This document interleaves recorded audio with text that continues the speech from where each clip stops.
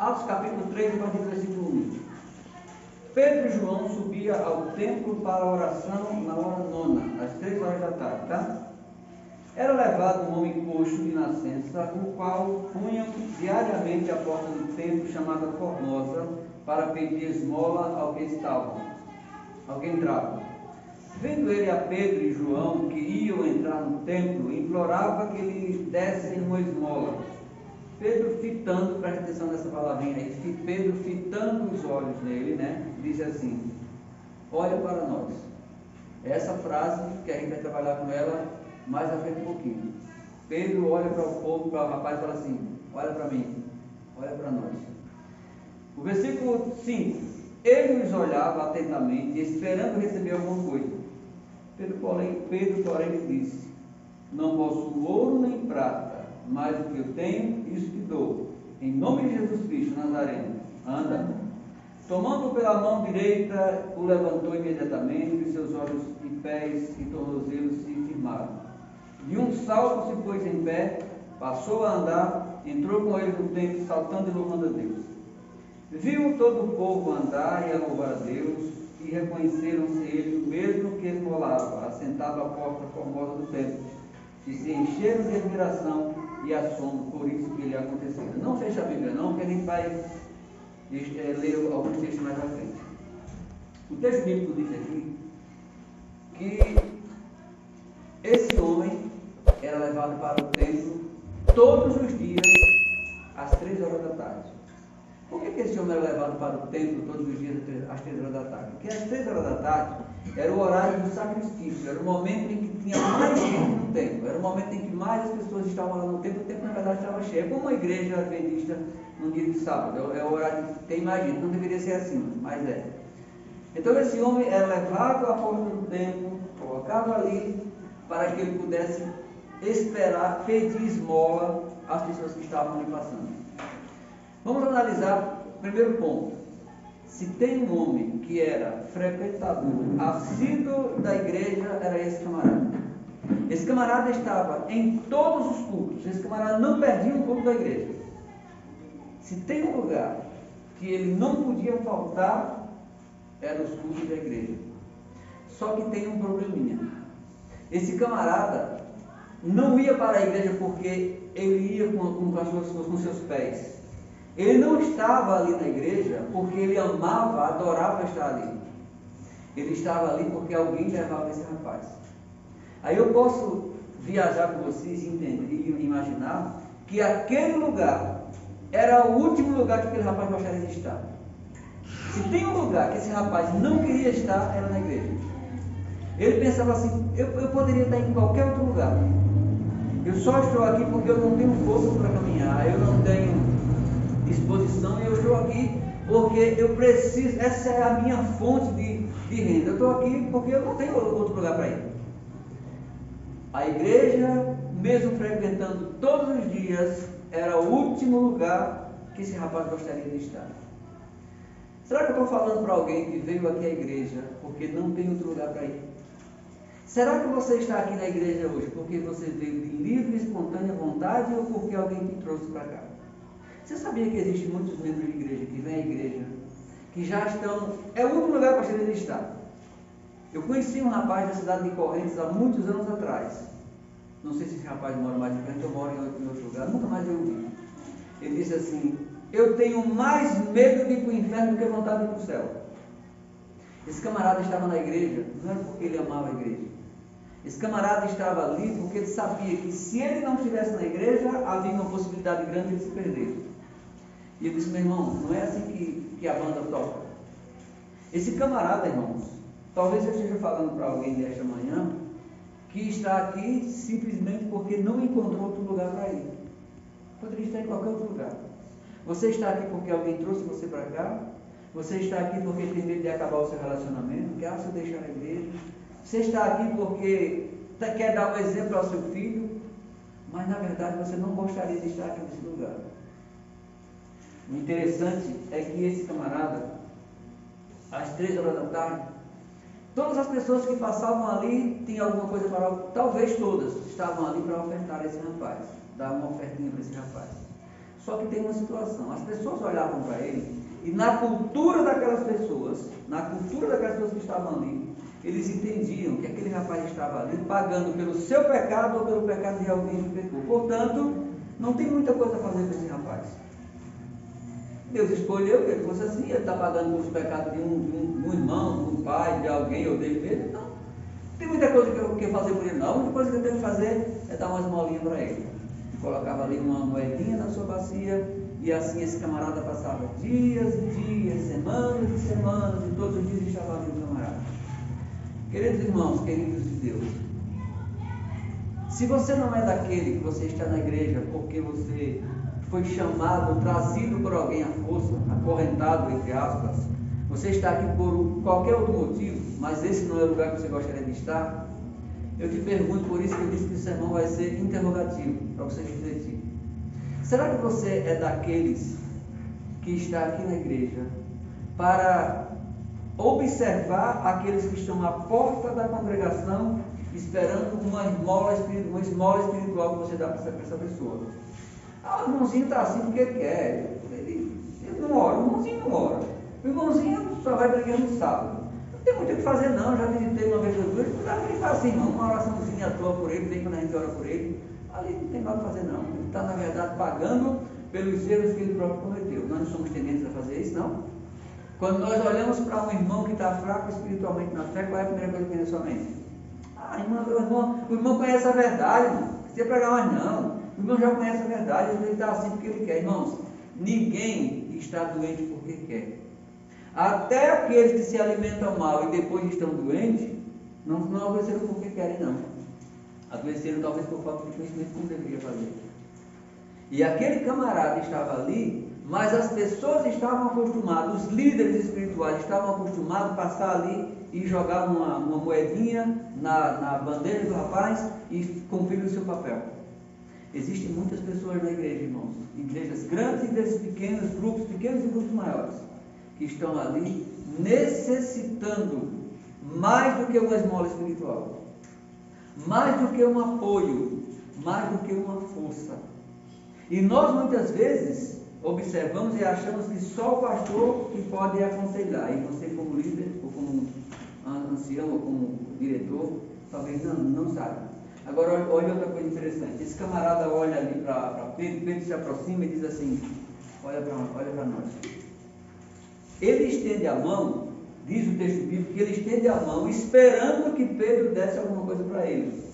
E quando ele estende a mão, por um segundo, ele espera que Pedro coloque a mão ali na bolsinha que estava do lado, tirasse uma moeda e entregasse para Pedro e falou assim, complicou, velho, não tem dinheiro não, é? Não tem dinheiro não. Por um momento aquele cara perde a esperança, mas Pedro diz assim, olha para mim, olha para mim. E aquele camarada olha e estende a mão esperando alguma coisa. Deixa eu te perguntar fazer outra pergunta para você.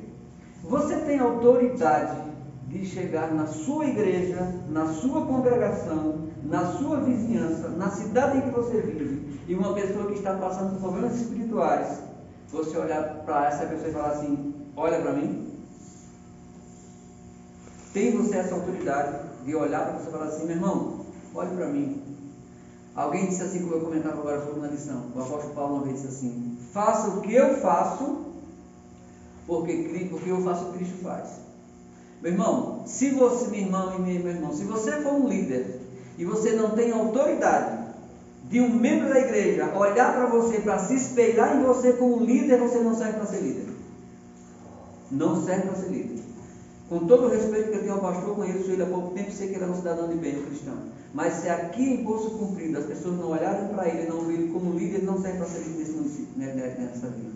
Se você como líder, na sua casa, como cristão, se o seu marido, se a sua esposa não olhar para você e ver você como uma autoridade espiritual, eu sinto muito, você não serve para ser líder, porque você tem que olhar assim, faça o que eu faço. Em vez de a gente acusar o irmão ou a irmã quando faz errado, porque você não olha assim, siga o meu exemplo. Não estou dizendo aqui que nós temos que ser impecáveis, perfeitos, porque nós não somos. Mas o apóstolo Pedro olhou assim, olhe para mim. E quando ele olhou, sabe o que era que ele esperava? Uma moeda. Agora eu te pergunto, para que servia a moeda se esse camarada estava há mais de talvez 30, sei lá quantos anos estava ali, e nunca havia resolvido o seu problema. Por que você vive uma moeda? Moeda todo mundo dava para ele, nunca tinha tirado ele da pobreza, continuava na miséria, paralítico, doente, dependendo dos outros. Para que serve as esmolas dos outros, irmãos? Trazendo para a nossa vida espiritual, eu te pergunto, existem muitos irmãozinhos aqui na igreja, não só nessa, mas em todos os lugares, existem irmãozinhos que estão doentes espirituais, estão esperando que o pastor das esmolas espirituais, que o ancião ore por ele, que o diretor ore por ele. Para que serve oração, esmola, se você não faz a sua oração? Para que serve você apenas olhar para o líder, olhar para o pastor e estender a mão esperando aquilo que os outros podem dar? Eu uma vez encontrei com uma irmã na porta da igreja, lá em Santa Mungaú, e ela disse assim, uma semana: irmão, ore por mim. Eu lembro como se fosse hoje, encostado na porta da igreja. Irmão, ore por mim, eu preciso muito das suas orações. Então vamos orar, vamos orar, em nome de Jesus. Passou uma semana, na outra quarta-feira, eu disse: irmão, ore por mim, estou precisando muito das suas orações. Vamos orar, em nome de Jesus. Foi na outra semana: irmão, você está orando por mim, irmão? Eu disse: estou, irmão. Agora deixa eu lhe perguntar, a senhora está orando também? Só não, ele falou: bora mais não. Bora mais não. A senhora não está orando? Está esperando por esmola minha? Uma oração de esmola? Para que serve a oração do pastor se você não faz a sua ação? Irmãos, nós como cristãos precisamos estender a mão para as pessoas, mas precisamos segurá-la nas mãos dela, como disse o apóstolo Pedro: olha para mim, e estendeu a mão. Aquele camarada estendeu a mão para Pedro e falou assim: olha, aquilo que você quer eu não tenho. Aquilo que você quer eu não tenho. Mas em nome de Jesus, levante-se e ande. Deixa o Bíblia diz que aquele camarada levantou-se imediatamente. Deixa eu te perguntar uma coisa: sabe por que muitas vezes nós estamos paralíticos na porta da igreja? Não ajudamos as pessoas e muitas vezes não somos ajudados. São dois extremos complicados. Eu entrei nessa igreja há 38 anos atrás. Já passei por muitos perrengues, por muitas dificuldades. Já fui um líder assim, durão, e reconheço que muitas vezes, pela forma como eu fui ensinado, pela forma como me ensinaram, era daqueles que ou é 8 ou é 80. Mas depois eu comecei a analisar por mim mesmo e vi algumas coisas que não, essa não é a forma de evangelizar, essa não é a forma de ganhar alma. E eu entendo que o excesso de regras é tão prejudicial quanto a falta delas. Um pastor disse para mim uma vez: meu irmão, olha, presta atenção. Na igreja, nós temos que entender que existem cercas que não podem ser tiradas, mesmo sem elas servirem para nada. E ele dizia: sabe por que hoje as pessoas da igreja estão usando muitas coisas que não devem, estão pintando bonito, nada contra cada um faça essa sua, pintando bonito, pintando cabelo, pintando não sei o que, usando maquiagem, não sei o que, sabe por quê? Porque as primeiras cercas, há 20 anos atrás, foram tiradas. Aquelas cercas não eram para ter sido tiradas. Elas podem não servir de nada, mas elas tinham que estar ali. Eu moro lá no sítio, e próximo da minha casa, vizinho, do muro da minha casa, do apento da minha casa, para um cercado que tem assim do lado, dava mais ou menos de 6 a 8 metros. E ali fica uma quantidade, tem umas 10 ou 20 cabeças de gatos ali, um tourão desse tamanho, parecendo um dinossauro. A cerca é bem fraquinha. E se ele conhecesse a força que tem, ele dava um toquezinho a cerca cair, mas ele chega na cerca ali, observa a cerca, e o arame impede que ele ultrapasse para o outro lado. As cercas muitas vezes podem não estar sendo necessárias, não podem estar servindo de nada, mas elas têm que estar ali. Agora vou indo para a questão do excesso de regras. Aquele camarada, ele era paralítico espiritualmente, porque tinham pessoas apenas para olhar a sua fragilidade e nunca para ajudá-lo como deveria. Talvez os paralíticos espirituais da sua igreja, que estão sentados à porta da igreja, esperando que alguém ajude, talvez eles não se recuperaram ainda pelo excesso de regras que foram estabelecidas. Não pode, não pode, não pode, não pode, não pode, não pode, não pode, não pode, não pode, não pode. Eu costumo dizer uma coisa sempre que eu dou estudo bíblico: pode fumar, pode beber, pode fazer isso ou aquilo. Eu sempre digo: a Bíblia nunca disse que eu não posso, a Bíblia diz: eu tudo posso naquele que me fortalece. Então, em vez de você pensar assim, eu agora não posso mais fumar, diga assim: eu agora posso deixar de fumar, porque a Bíblia diz: tudo posso naquele que me fortalece. Eu agora posso deixar de beber, eu agora posso deixar de me prostituir, eu agora posso deixar de mentir, eu agora posso deixar de andar na falsidade, porque tudo posso naquele que me fortalece. É isso que eu preciso entender. Irmãos, Deus nunca colocou acima do ser humano as regras. Nunca. As regras são feitas para serem seguidas, mas regras em excesso sufocam. Regras em excesso sufocam. E todos nós sabemos que não existe uma coisa mais prazerosa do que o que é proibido. Tudo que é proibido é mais gostoso. Aquele homem estava na porta da igreja, sabe por quê? Porque nunca encontrou no Pedro, nem no João, que tivesse a disposição de dar para ele algo diferente do que ele estava acostumado a receber há mais de 30 anos. Talvez na sua igreja, talvez na sua rua, na sua vila, no seu local, tenha alguém que nunca aceitou o Evangelho. Mesmo entendendo que a igreja adventista é verdadeira, nunca entendeu, sabe por quê? Por causa do excesso de regras que você colocou. Não se ganha pessoas para o Evangelho à primeira vista, dizendo que ele tem que deixar de comer isso ou aquilo. Se ganha pessoas para o Evangelho levando a Cristo no momento certo, no ponto certo, dizendo, meu irmão, a partir de agora nós vamos caminhar assim. Meu irmão, a partir de agora a situação é essa. Não se preocupe, irmãos, com o que a pessoa... Jesus falou assim, olha, venha a mim como você está. Quando chega lá, nós vamos estabelecendo e construindo aos poucos. Essa pessoa vai se moldando, vai aprendendo, e chega um ponto que ele vai estar tão maduro, tão pronto, tão preparado, que ele não vai mais ficar esperando migalha na porta da igreja. O grande problema dessa pessoa que estava à porta da igreja era principalmente o comando da liderança. O texto bíblico diz então que Pedro levanta, estende a mão para aquele rapaz, ele esperando algo diferente, Pedro dá aquilo que ele não esperava, que era o que ele precisava. E presta bem atenção numa coisa: aquilo que você está pedindo para Deus é o que você necessita ou é o que você quer? Aquele camarada queria dinheiro, mas ele não precisava de dinheiro, ele precisava de saúde. Quantas vezes você pediu para Deus aquilo que você quer, mais não é o que você necessita? Eu estou há mais de quase 6 meses sem televisão.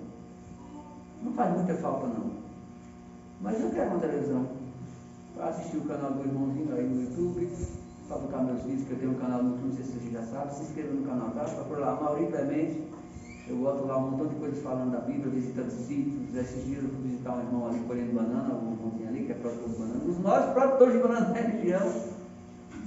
Fui filmar o pessoal fazendo mandioca puba, massa de mandioca puba, ando pelos sítios assim, e ando caminhando dentro do mar falando da palavra de Deus.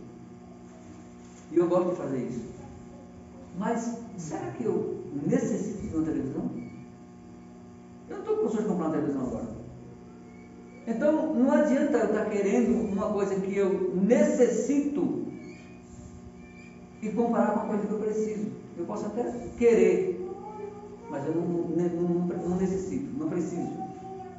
Esse camarada, Pedro olha para ele e fala assim, olha, eu não tenho o que você quer, mas o que eu tenho eu te dou. No começo do vídeo, no começo da mensagem, eu disse para vocês que a igreja era o último lugar que esse rapaz gostaria de estar. Poderia estar correndo em qualquer outro lugar. Mas quando Pedro estende a mão, esse camarada se levanta, ele corre para dentro ou para fora do templo? Para dentro ou para fora do templo, irmão? Para dentro do templo. Por que ele correu para fora do templo? Para dentro do templo. Se ele não queria estar no templo, ele queria estar em qualquer outro lugar.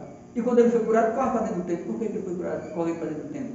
Porque ele encontrou alguém que resolveu o seu problema e ele não mais precisava de esmolas. O lugar que ele recebeu a cura, recebeu a bênção, recebeu o louvor, as maravilhas que Deus tinha que dar para ele, foi dentro do templo. E como agradecimento ele entra correndo para dentro do templo. Irmão, se nós olharmos mais para os paralíticos espirituais, com vontade de curá-los, para resolver os seus problemas, eu tenho certeza que a evasão de membros na igreja será muito menor. Se nós olharmos para o irmãozinho fraco e necessitado como aquele que precisa do meu apoio, não para apoiar o pecado dele. E eu estava dizendo agora há pouco que o grande problema, eu tenho certeza que aqui não tem, louvado seja Deus por isso, mas o grande problema de igrejas pequenas, grupinhos pequenos, é que às vezes começa muita picuinha, muita fofoca, né? Observa-se muito a vida do outro, observa muito que os irmãos fazem, observa tal. Eu digo isso porque eu já vi em grupos pequenos e sei como é. E sabe qual é o grande problema de igreja grande? É que ninguém se importa com a vida de ninguém. Esses dois extremos estão errados.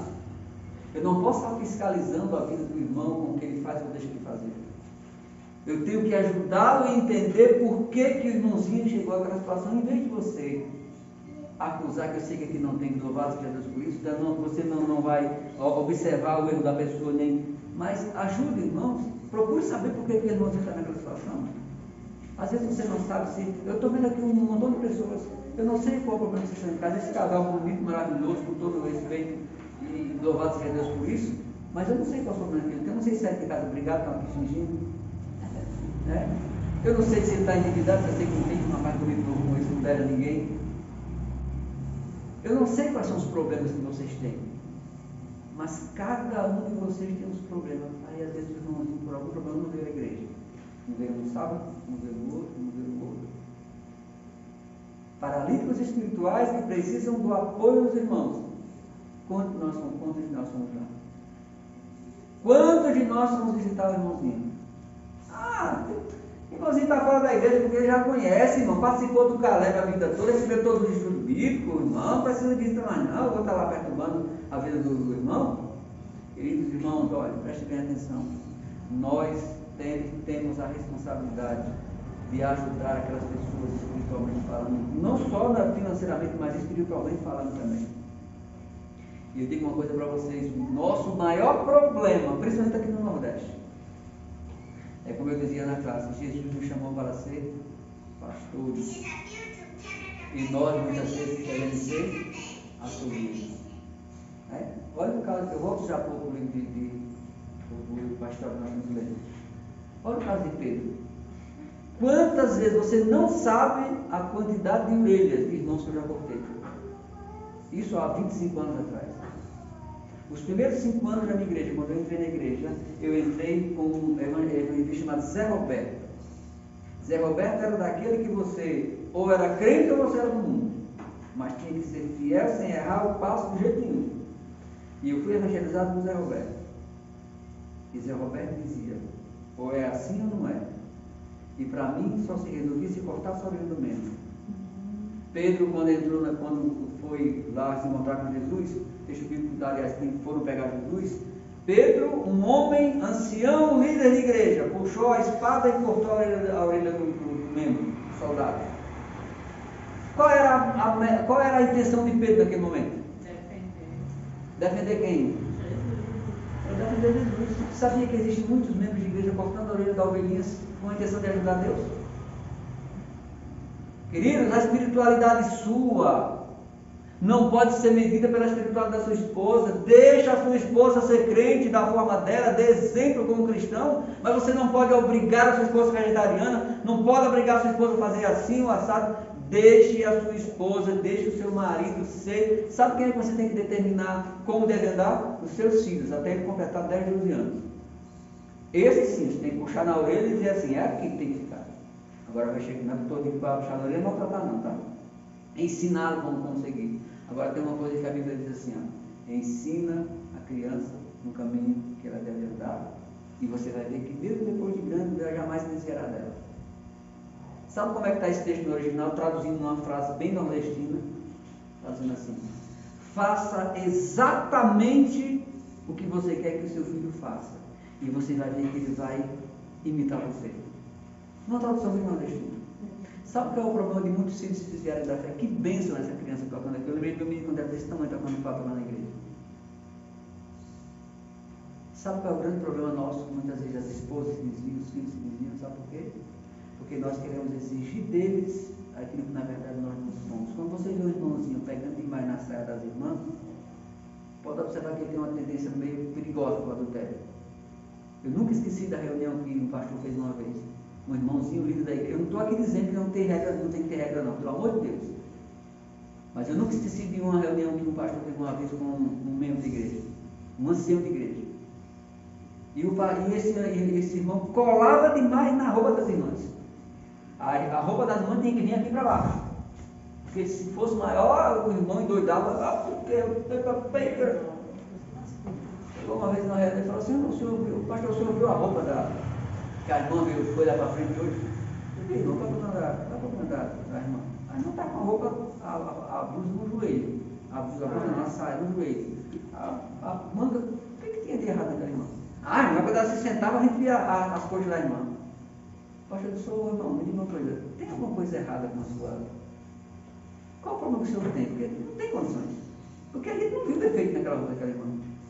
Pastor, é porque é o seguinte, eu sou uma pessoa que se eu ver as coxas de uma irmã, não consigo nem prestar atenção no culto. O pastor disse, irmão, então o louco, o doido da história aqui é você. Você precisa de tratamento, irmão. Procura um psicólogo, procura um psiquiatra, procura alguém que está errado esse negócio. Muitas vezes nós observamos tanto os erros das pessoas, observamos tanto as falhas dos outros, que esquecemos que nós precisamos de ajuda, irmão. Você não pode exigir dos seus filhos, da sua esposa, do seu vizinho, que seja crente igual a você, não. Temos que ser diferentes, seja um exemplo para essa pessoa. A ponto, você tem que ter perfeito, não. Mas as pessoas têm que olhar para você e para mim e dizer assim, eu queria muito ser como aquele irmão. Eu queria ser como ele. Eu queria ser como aquele irmão. Porque Pedro disse, olha para mim. Mas aqui abaixo, no texto, você vai encontrar, se você ler, e quando a multidão, a gente vai ler com todo o tempo, quando a multidão aproximou-se ali, que deu aquele rebuliço, aquele burburinho todinho na igreja, aí o pessoal começaram a aplaudir Pedro. Eita, porque esse aluno é não sei o que, curou, não sei o que, e encheu a igreja de gente. Todo mundo começou a olhar para Pedro. Aí Pedro olha para a multidão e diz assim, ei, por que vocês estão olhando para mim? Por que vocês estão olhando para nós? Ué, afinal de contas é para olhar, ué. Porque quando Pedro chegou para curar o camarada, ele disse, olha para mim. Quando a igreja começa a olhar para Pedro, ele diz, por que vocês estão olhando para mim? Não é para olhar para mim não, meu filho. Essa cura não foi feita, não foi por mim não. Irmãos, quando nós estamos olhando para Pedro como líder e como exemplo de pessoas, louvado seja Deus por isso. Agora, quando a congregação começa a olhar para Pedro como se ele fosse o autor da bênção que foi feita, Pedro diz, está errado. Não é assim, o negócio está tudo errado. Eu preciso olhar para o pastor Pascoal, não sei, um dia eu acerto o nome dele, como um líder que vai ser um exemplo para mim. Agora, quando eu olhar para ele como um líder, salvador da minha vida, e que ele resolve os meus problemas, aí o negócio complica. Não é assim que eu tenho que olhar. Eu não posso olhar para o líder, para a igreja, como se a igreja fosse responsável pela solução dos meus problemas. Porque não é a igreja, é quem é o dono da igreja. O dono da igreja aqui é Jesus Cristo. Amém. Meus irmãos, reflita nessa mensagem. Pense direitinho. Você é aquele paralítico que está à porta da igreja, esperando que alguém olhe por você? Se envolva no serviço da igreja, irmão. Se envolva no serviço, é melhor gastar do que enferrujar-se. Você não foi chamado para ficar sentado aqui esperando que o irmão vá visitar e deixe o físico, não. Você foi chamado para entrar na obra, para fazer o serviço. Não fique esperando por o culto de sábado, não. Eu vou para a igreja para ouvir um bom sermão. E hoje, infelizmente, nós vivemos em um mundo onde o culto tem que ser espetáculo. É como se eu pagasse ingresso para chegar na igreja e tem que ouvir um sermão bom. Não gostei não. Não gostei não. Esse negócio lá me feriu. Então, eu não gostei muito do pregador não. O pregador fala errado demais, o pregador é muito fraquinho. Nós vimos para a igreja como vimos no espetáculo que tem que um palhaço está aqui na frente, tem que fazer graça para sair rindo da igreja. É assim que tem que ser? Não. Presta atenção numa coisa. Eu vou dar uma dica que não deveria dar, tá? Vou dar uma dica aqui, se você quiser começar a morrer espiritualmente. E se você não sair da igreja, você vai passar um ano, ou vai passar o resto da sua vida assim pendurado com um cordão na igreja. 2 passos, na verdade. Primeiro, comece a olhar os defeitos da igreja. Comece a olhar os defeitos da igreja. Olhe todos os defeitos que a igreja tiver. A igreja abriu tarde, o som deu problema, o irmão mexeu no cabo aqui no prestou, o pregador terminou tarde demais, o pregador terminou muito cedo, o sábado terminou, o outro sol está muito. Comece a olhar todos os defeitos.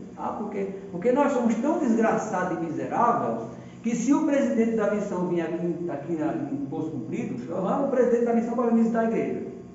Aí chegou no Fusquinha. O Fusquinha precisa ser empurrado. O cabadinho velho, pastor, não é pastor não. O presidente num carro desse.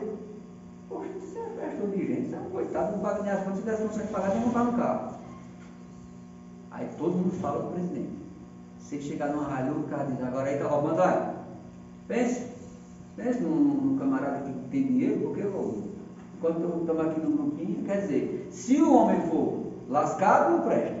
Se for rico, também não presta. E nós somos assim. É sempre assim. Então, não fique na porta da igreja esperando milagre, não, irmãos. Entre na obra. Tem que entrar mesmo. É melhor gastar seu tempo já, tem que ser assim. Pare de olhar o que foi feito pela igreja. Esse é um ponto.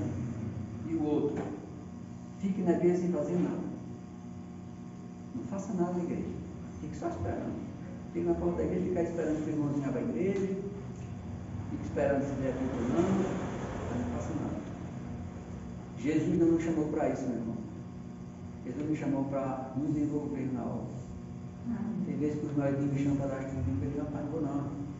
A preguiça, mas é brava, vou deitar aqui na cama, vou ficar esperando, vou ficar pensando assim, pai. O diabo não dorme. O diabo não tira férias. E por que eu vou ficar deitado nessa coisa esperando? Não é de uma moto lá por dentro do mato pegando o resto do povo, mas uma preguiça, irmão. Tem hora que eu acho uma preguiça. Mas quando chega lá, quando você vê o trabalho dando fruto, aí você se anima. Meu irmão, para concluir, agora a gente conclui mesmo. Preste atenção numa coisa. Existem paralíticos na porta da igreja que precisam só que você dê algo diferente para eles. Ajude, irmão, sim, convide para ele com você. Convide ele com você para tudo. Dê uma força, insista. E os meios espirituais geralmente não querem ficar bom, porque não, preguiça tão grande de ficar bom. Mas dê força dessa pessoa, tenha misericórdia dessa pessoa, ajude. E se você é daqueles que estão na porta da igreja, levante-se e caminhe. Olhe para Pedro. Olhe para o seu líder como exemplo. Não confunde salvação.